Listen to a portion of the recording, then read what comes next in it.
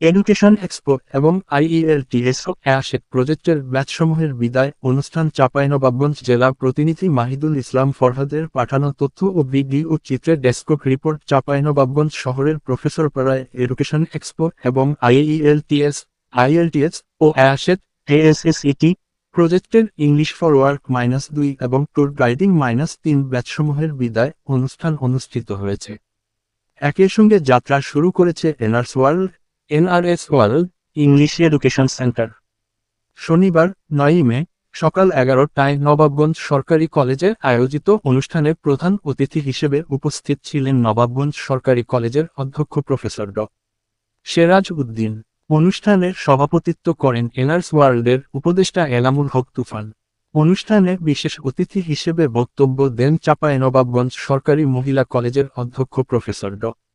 Biplab Kumar Majumdar, imperial polytechnic ইনস্টিটিউটের অধ্যক্ষ প্রকৌশলী মো.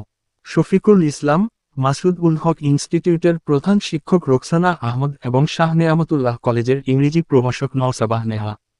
অনুষ্ঠানটি উপস্থাপনা করেন তাসনিয়া অলিভ ইউসা ও ইরশাদ জাহান।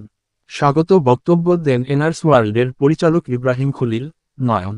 এ সময় প্রতিষ্ঠানের ট্রেইনার রিফা তামান্না সহ শিক্ষক, কর্মকর্তা, শিক্ষার্থী ও অভিভাবকরা উপস্থিত ছিলেন।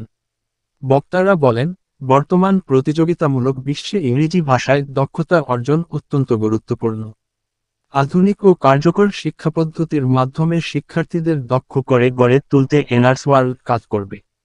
প্রতিষ্ঠানের কর্তৃপক্ষ জানায়, এখানে spoken English, kids spoken English এবং একাডেমিক ইংলিশ কোর্স চালু রয়েছে। শিশু থেকে শুরু করে স্কুল, কলেজ ও বিশ্ববিদ্যালয় পর্যায়ের শিক্ষার্থীদের জন্য পৃথক পাঠদানের ব্যবস্থাও রাখা হয়েছে। অনুষ্ঠানে অভিভাবক ও শিক্ষার্থীরা নতুন এই শিক্ষা প্রতিষ্ঠানের উদ্যোগকে স্বাগত জানান।